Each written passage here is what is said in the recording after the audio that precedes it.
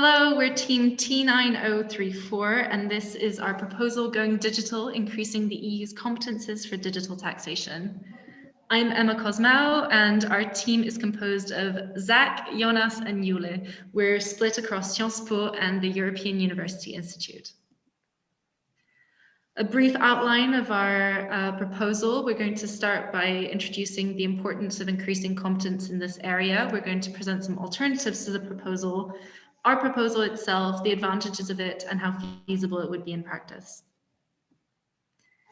So first of all, why is this such an important proposal to put forward?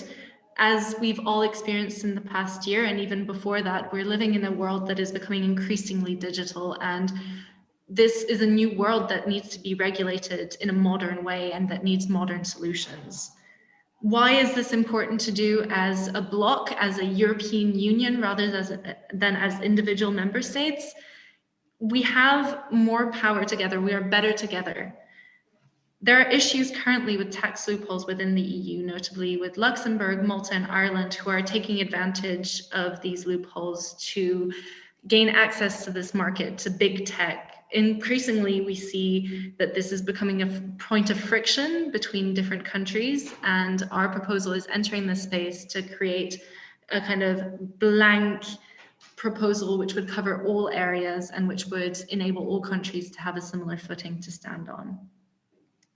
Doing this and having an effective common EU approach would enable all countries to be held to the same standard as well as anything else, giving the same chance to hold these big tech companies, to keep them based in the EU and to spread their income across. They will not lose customers. They won't want to move away from us. And as a bloc, we hold a financial upper hand to implement a blanket tax. There are a couple of current proposals. I really briefly want to introduce the OECD proposal, which is formed under two pillars. Pillar 1, dealing with the allocation of taxing rights to the market and user jurisdictions, and Pillar 2, focusing on global minimum taxation. The OECD is anticipating that these proposals will lead to increased tax revenue. However, there's a lot of issues with this proposal, a lot of issue in the detail, because although it notes the need for effective mechanisms to prevent issues down the line, there are also issues with countries who will not want to get on board, notably countries like the United States, which is why we're proposing something more EU localized. The second alternative is introducing harmonizing legislation based on the current legal basis found in the Treaty on the Functioning of the European Union. Specifically, these are Articles 113 and 115, which allow for the Council, acting unanimously, to pass directives for the harmonization of legislation directly affecting the establishment or functioning of the internal market. However, there's a problem here, and that problem is unanimity. As you've already seen, attempts to introduce a digital service tax faltered in 2019 following the opposition from a number of member states, including Ireland. Although we may use the passerelle clause in Article 48, paragraph 7 of the Treaty of the European Union to change the decision-making procedure to one involving only qualified majority voting instead of unanimity, this will not change the competencies. That means we cannot increase the EU's competence beyond harmonizing legislation, leaving implementation, enforcement, and revenue collection of the harmonized tax legislation to the member states. Therefore goes the benefits of centralized regulation and enforcement and revenue collection on behalf of the EU. Now, to detail our proposal, which remedies these problems,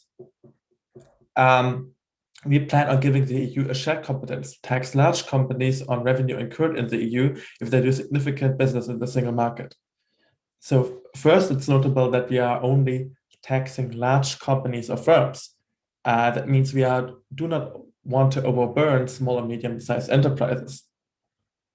Secondly, we are introducing the ordinary legislative procedure, meaning that both the Council and the European Parliament have to agree, the Council by qualified majority voting, and the European Parliament by a simple majority. However, one requirement here is that the business has to have sustained and significant involvement in the internal market. This condition is based on the OECD's Pillar 1 proposal, and assess its involvement with the union economy as measured by sales or other indirect revenue, and not physical presence, therefore hopefully counteracting some of the base erosion problems we are experiencing right now.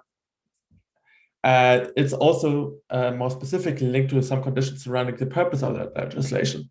So, for instance, if it has negative effects on the internal market, if there's unfair global competition that needs to be remedied, and this is really important, of course, in the digital economy where the US and China dominate, and if it has a potential impact on the union or the member state budgets. This means that we limit the use of infra pounds to truly transnational issues surrounding taxation that cannot be solved on the member states level. We are explicitly also mentioning digital companies here, that they are the main target of this amendment to the Treaty on the Functioning of the European Union, although the provision is kept deliberately broad to remain future-proof. Finally, incurred revenue can become part of the union budget. That means we could support research projects, or we could support smaller member states in a digressively proportional manner, thereby funding transnational projects instead of simply giving it to the member states. So let me talk about the advantages of our proposal for a moment. Our proposal would centralize the lawmaking together with the revenue collection and put it into the hand of the union, which will benefit all the member states and make the EU in itself stronger and more cohesive. As a part of this, it will reduce potential tax evasion thanks to a robust centralized response on the union level. And the implementation of this treaty change will also turn the issue into ordinary legislation procedure and abandon the need for a unanimous decision. This is important, as Jonas pointed out earlier, so singular countries will not try to undermine fair competition and advantages for the whole union. As experiences shows, no proposals concerning taxation reforms within the union have been successful in years. If we want a change, and as we illustrated extensively for the sake of the union, we should want it, it needs to happen now, after the pandemic and the connected transition to a digital life, which have illustrated its importance. It's now a watershed moment. Another important point is that the reform will enhance the budget of the union and give the EU its very first own steady stream of income. And this will give the whole organization more reliability and stability. And the enhanced budget can then be invested into future-proofing the EU via Horizon or, however the EU sees it fit. Furthermore, it will get the administration that is needed into one place, which might also be helpful in case the OECD proposal gets put into place, because if it will, we have the system already. Also interesting is the possible worldwide effect we might witness after this reform change. It is to be expected that the Brussels effect will kick in once the companies have to follow the European tax rules, and other countries or other regional integration systems will adapt then similar measures. And it also possibly might kickstart the OECD proposal again, but the EU will then not be dependent on that and gets to set its own terms. Besides that, it will underline the role of the EU as the setter for a gold standard when it comes to privacy rights and high standards within the union, as well as supports the importance of the EU in order to push initiatives like this worldwide. Okay, now we can talk about the elephant in the parlement, which is the feasibility of this proposal. You know, what all Yula and Jonas and Emma were talking about is great, but the question is, what kind of resistance would it get from the transnational and from the national level? And on the EU side, we know that the Parliament and the Commission are already on board, both with the Commission's digital taxation package and also the Parliament's many proposals for a fiscal union. Now, when it comes to the European Council and the heads of state, the important issue is to frame it for them as a win. You need to hand every president and every head of state their card.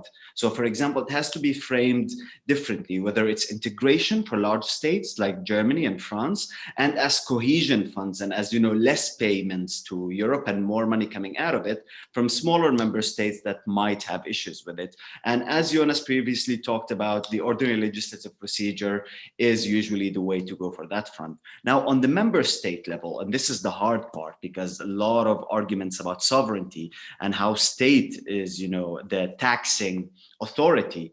Now, the fact that it's a shared competence, is not an EU exclusive competence, kind of takes a burden off member states and reduces and even removes, I wouldn't go that far, but we hope that it will remove the tax evasion that can happen from it. So somehow it reinforces this form of sovereignty. And of course, there's a response to the EU's stands in the world. There's a response to Brexit. There's the fall of multilateralism.